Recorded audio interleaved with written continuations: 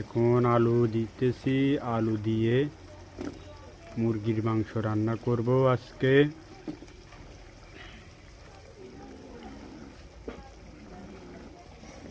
এবারে একটু লাড়া দিতে হইব, লাড়া দিলে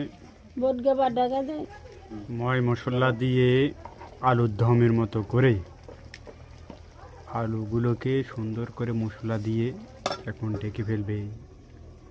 হ্যাঁ, বোটকে ঘোড়ায় উঠানোর পরে এখন মশলার একটু ঘেরান আসতেছে। এখন আবার একটু নাড়া দিতে হবে।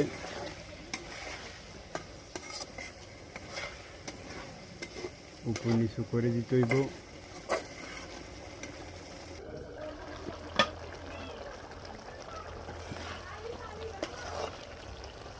এখন আমরা মুরগি দিব। হ্যাঁ, মুরগির মাংস দিয়ে দিছি আলুর সাথে দিয়ে দিছি মুরগির মাংস। হ্যাঁ, এটা এখন এবারে সুন্দর এবারে আমরা লাড়ি সাড়ি দিব, উপর নিচ করে দিয়ে মশলাগুলো যেন মাংসর মধ্যে ঢুকে যায়, আলুর মধ্যেও ঢুকে যায়।